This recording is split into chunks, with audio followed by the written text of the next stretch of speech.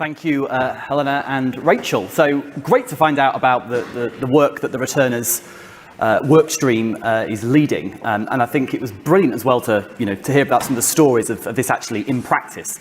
I want to move the conversation on quite quickly because we are sort of slightly behind time. But just before I do that, I just want to say hello, everyone that is here virtually. Thank you for the comments and the questions that are coming through. And please do keep sharing those with us.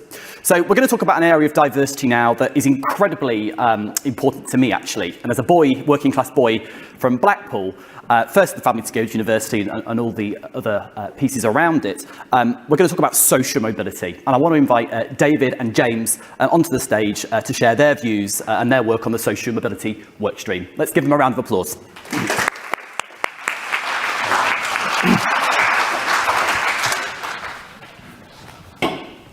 Thank you very much, Matt, and welcome everybody, and thank you for your time today. James and I have known each other for probably about 15 years now, almost to the week. We started together in the industry in Bristol. Neither of us are from there. James is from Devon. I grew up in Slough. We started at the bottom rung of the investment ladder, a fun supermarket in Bristol, and we've spoken about this topic so many times over those 15 years that we thought it was about time we bored someone else with it as well.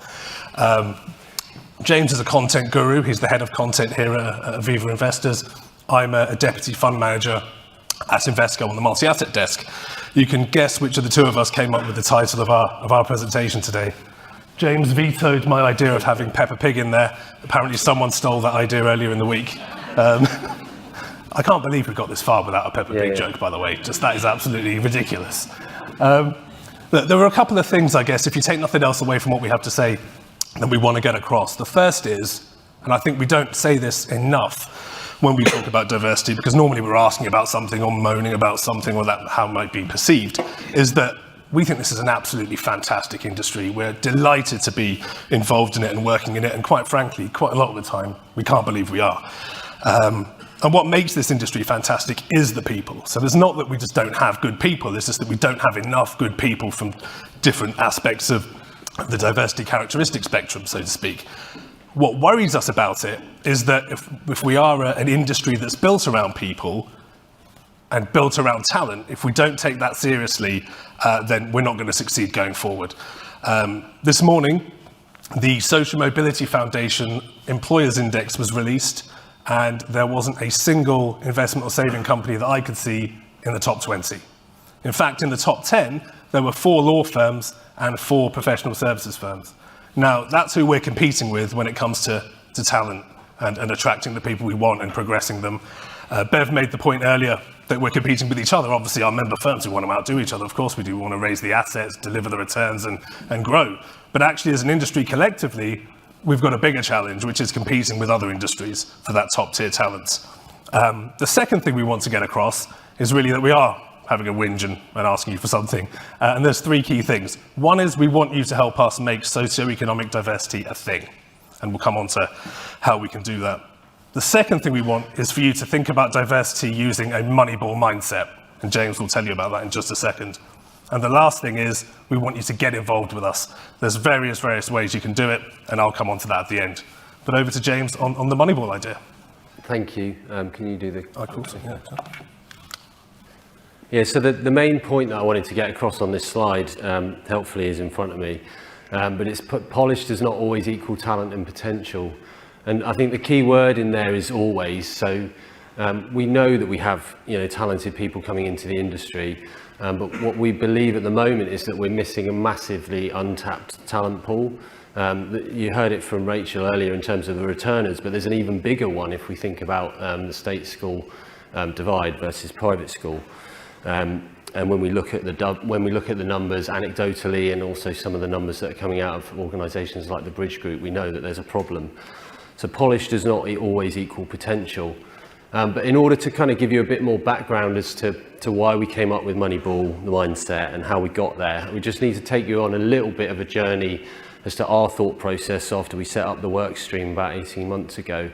And like most diversity and inclusion advocates, we started in two trains of thought. You've got the moral case and then you've got the business case. The moral case we're not going to go into today. You either believe in equality of opportunity or you don't. We're not here to try and persuade you of that. The business case is where things get really, really interesting. Like most of you, we were hugely kind of encouraged to read the McKinsey reports and the Deloitte reports, arguing that cognitive diversity, diversity of thought adds to the business case. And they argued there was empirical evidence. When we got a little bit kind of further into the academics on things, there's professors at the London Business School like Professor Alex Edmonds. A few cracks started to emerge in the empirical data, and we were really intrigued as to why that was the case.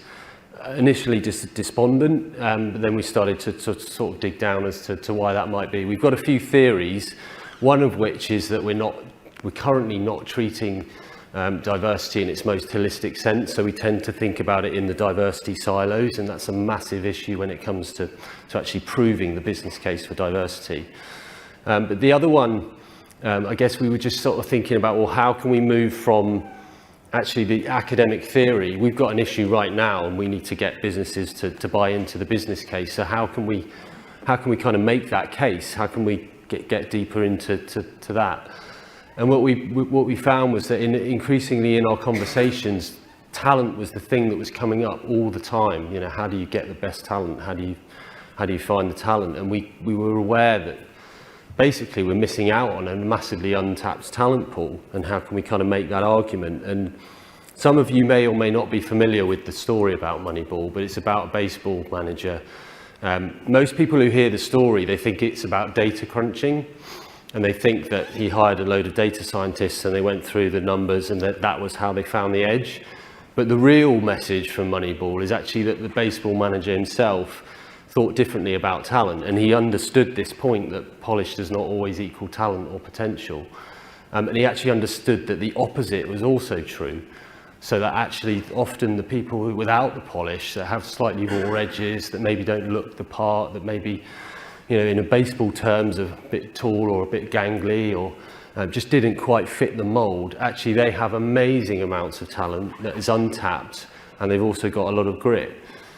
So that's kind of where we got to in terms of framing this, and we think that actually the read across to our industry, or any industry really, but particularly in the context of socioeconomic diversity, it's just so important that we understand that concept and that we start bringing more talent through into the pipeline, but also understand it within our organisations and when we're thinking about hiring and promotion, and how we approach that. That is such a great sketch, and actually it goes on for a lot longer and gets increasingly ridiculous. I'm so tempted to play that to my mum. I won't, because the amount of time she told me she only got a piece of coal for Christmas, or had to walk 10 miles to school, or watch Angela's Ashes. I was from Limerick as well, and it was just like that. I won't. She'll follow me around the house with a wooden spoon if I do. But there are some genuinely key messages and lessons to take from that. I think the first one is they're talking about it. And we've heard earlier on that that's really, really important, particularly for culture, right? If we're not talking about this stuff, then it's felt like it's not an issue. I think it's really, really important. I wouldn't necessarily talk about it like that over a bottle of nice wine and tell everyone how great you are, but I do think it's really important to talk about it. The second one is the regional aspect. Obviously, we notice they've all got accents. I was talking to a colleague a couple of months ago, and I must say we've been doing this for quite a while, and it hadn't really occurred to me as a strong thing, but a colleague from the Northwest said, look, there aren't actually that many people in our industry that sound like me.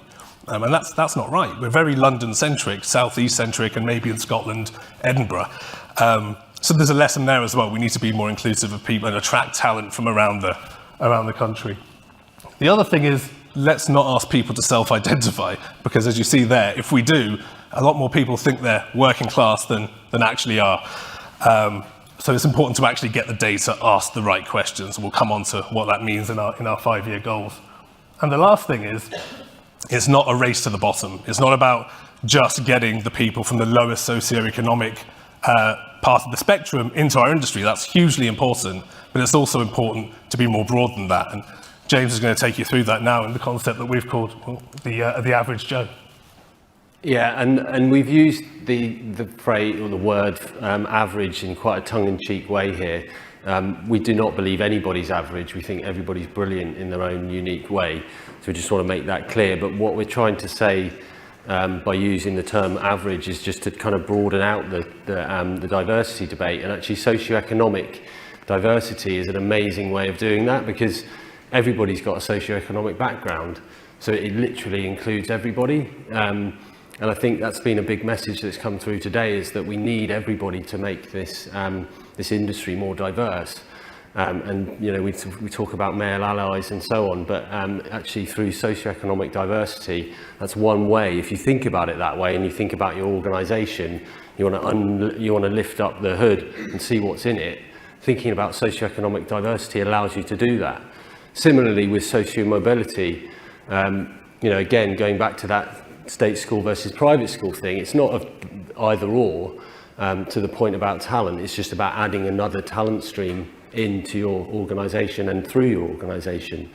And it's hugely inclusive when you think about the 93% population. That's massively inclusive.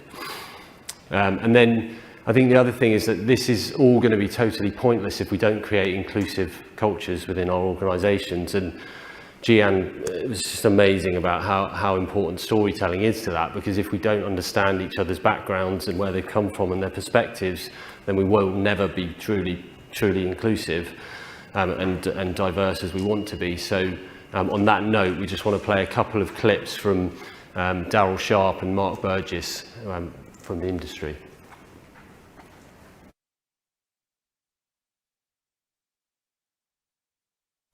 Hello, my name's Mark Burgess, and I had a successful 32-year career working in the investment management business in the City of London, culminating most recently in a 9-year stint as the EMEA CIO and Deputy Global CIO for Columbia Threadneedle in London.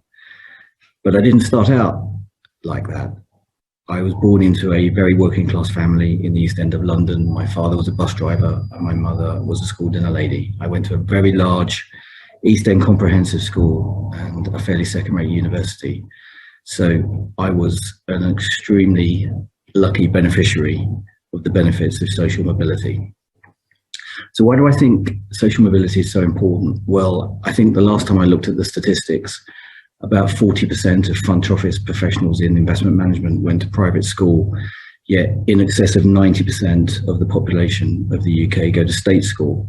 And if the industry is to best represent and better serve society that it does serve, I think it needs to better reflect that society and have more state educated people working at the higher echelons as senior executives.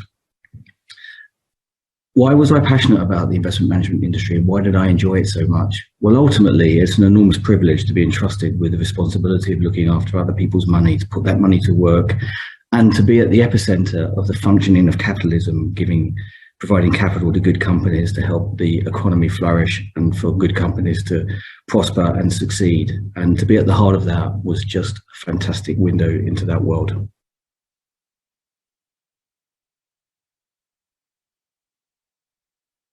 So I was raised in a single parent household. My mum is a hairdresser. I left school and home at 16 with no qualifications. I bounced around from job to job, and eventually I decided a career in finance was for me. So I went to college and then onto uni as a mature student. I struggled to get onto a traditional graduate scheme and finally got a foot in the door of the investment management industry through the Investment 2020 scheme. So I'm passionate about social mobility. I guess there's three ways you can look at it. You have the individual's perspective, wanting to better yourself, give your kids a better start in life and more opportunities that you might not have had to allow them to live their most fulfilling life. There's the commercial aspect, the impact diversity can have on a firm and the industry to avoid things like groupthink. And then there's the societal lens. Social mobility can reduce poverty, which has strong correlations with crime, domestic abuse, drink and drug abuse, mental health, etc. So there's lots of good reasons to improve social mobility, and we should all be social mobility advocates and champions. What I love about the industry, I love the complexity and I love the idea that I'll never stop learning. I love that we're allocators of capital and we have the ability to be a force and really shape the world, like we're seeing with ESG at the moment. I like being surrounded by people that are smarter than me. It keeps me on my toes and forces me to up my game. And I love that I joined the industry at a time when we're having these conversations, and I feel there's a genuine desire to improve diversity in the industry. Well, firstly, huge thanks to Mark and Daryl for sharing those stories. As we've heard from others as well with the Fish Out of Water campaign and other types of sort of role model stories, we need more of those, right, to sort of normalise that. A couple of things I'd pick out there. One, Daryl clearly is at the sort of earlier ages of his career and didn't quite come in from a traditional route, but it proves that some of those programs that are put in place, like Investment 2020, do work, do get people who are super passionate, super committed. Daryl's passed his CFA level 1, which I can't speak for him, but I bet if you asked him at 16 if he thought he'd pass an exam like that, he'd probably say no. So it does show that there's a lot more potential out there, as James said, that you can't quite see because of the lack of polish at an early age. On the Mark side, I've spoken to Mark before in more depth about that story. It resonates quite a lot with me. We've got sort of similar backgrounds and upbringings, certainly sort of on the sort of income side of things and the low socioeconomic income. What impresses me hugely about Mark is that he's reached effectively the top of the investment element of our business, the front office, responsible for managing huge teams of high-functioning individuals. We all work in investment. We can imagine what sorts of characters that he's had to deal with over time, built investment processes, put capital to work, and throughout that time hasn't pulled the drawbridge up. I think that's an important message, right? When you get to a certain level of seniority, keep the drawbridge down and allow other people to cross as well. The thing that worried me about Mark's story when I spoke to him in depth is where he said that somebody effectively took a chance on him early on. And everyone in this room, particularly me, will have benefited from luck or somebody giving you a chance at some point. And of course, we never want that to go away. That will always be there. What worries me is that if not for that, we wouldn't have Mark. And we're not going to have many more Marks if we keep relying on someone giving someone else a chance. I think what we need is a proper process in place to make sure we get more Marks and more Daryls coming through. And so what are we doing about it? We think these 3 targets here, which are our 5-year targets, will help get more Daryls and get more Marks. So the first one is we want all member firms to collect socioeconomic data for their people, both entry-level and existing, and to track promotions. So quick stat. Bridge Group 2 or 3 years ago did a survey or a study of 8 large financial services organizations. 89% of senior managers came from a higher socioeconomic background. It took those from a lower socioeconomic background 25% longer to progress, even when you adjusted for talent, ability, hard work, and so on. That's clearly unsustainable. We don't know what those numbers are like for each individual member firm. And for an industry that is quite frankly obsessed with data, and I can tell you in my day job without data, there's probably not much going on, we need to actually step up to the plate on data for our most important asset, which is our people. Secondly, we want member firms to support one or more graduate or school leaver recruitment program that's focused on this issue. And obviously there are obvious good reasons why you would want to do that. One for me that isn't spoken about enough is culture. The more of this we do, the more we normalize it, the more people have exposure to people from those backgrounds, realize they're not aliens, they're not weird, they're actually really talented people, and it's not then a cultural risk to hire them. I think that's crucially important. When you go back to your team and say, I've hired X or I've hired Y, it really shouldn't feel like a risk if somebody's not from a private school or a particular, having done a particular degree or so on. And then we want at least 80% of interns and graduates to have attended state school. James mentioned it, Mark mentioned it. Only around 7% of the country is privately educated. So this isn't trying to get turkeys to vote for Christmas or a sort of private versus state battle. The truth is you can have 3 times over-representation amongst privately educated individuals. And of course, anyone who's got the best resources, you're going to have some great outcomes. There's some great people from there. What we're saying is, if you're managing a portfolio, you probably wouldn't just stick your investment universe and restrict it to just 7% of available opportunities forever over time. We're saying broaden it out. Let's compete for talent, and let's make sure that all the law firms and the professional services firms don't take all the good people. So, what's next? Well, before I get into sort of how you can help us and what we're asking of you, there's a few things going on outside the diversity project. So the first one is the City of London Corporation has launched a socio-economic task force, which lasts roughly 18 months. It's been going a few months. It's a finite thing, but it's going to bring this topic front and center. If you haven't seen it already, you're about to see a lot of stuff in the press about this. And it's clearly right up there in terms of priorities for the corporation. Secondly, there's a fantastic campaign going on at the moment called the Class Polish campaign by the Department of Opportunities.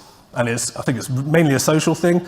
There's a comedian from Glasgow called Fern Brady, and she's got a very, very posh upper crust accent for most of it until her Class Polish wears off, and she's a sort of shipyard Glaswegian style accent, which is her actual normal accent. The campaign is essentially saying, if you've got Class Polish, this magical spray, you will earn, on average, 6,000 a year more than otherwise. So, I mean, it resonates. I think you should all take a look and share it if you can. It's excellent. In terms of how you can help us, I said earlier, let's make socioeconomic diversity a thing. And by a thing, I mean in our member firms. So have conversations about it. Ask your leaders, look, what do we look like on this metric? I suspect a few of them will say, we don't know, which means let's start collecting the data. Adopt a Moneyball mindset. What really worries me is that we move from one diversity trait to another, just as it hits the press and so on. I think we need to keep all these things going all the time. As James said really, really well, we can see you can't see, actually, more importantly, you can't see that I'm from a lower economic, socioeconomic background. You probably can see that I'm ethnically diverse. It's not necessarily the thing that you can see that is often the key driver of what's going on underneath. So we need to adopt that mindset, get the best talent. Lastly, get involved.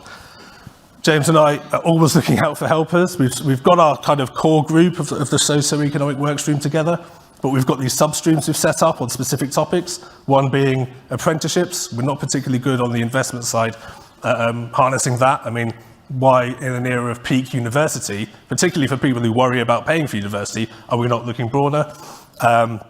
You can also set up work streams in your own member firms. We know HSBC and others have done that already and doing some fantastic work there, and in some cases teaching us a bit of a lesson on this topic.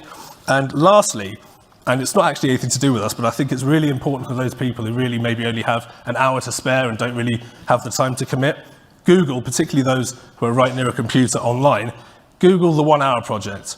It's a cross-industry project, but it allows you to give 1 hour of your time to somebody who might know nothing about your industry, might not have the confidence to even engage with it or apply for it. But at the end of that hour, they'll know a lot more, and potentially we'll get 400 or 500, hopefully, people feeling more comfortable to apply for roles in this industry.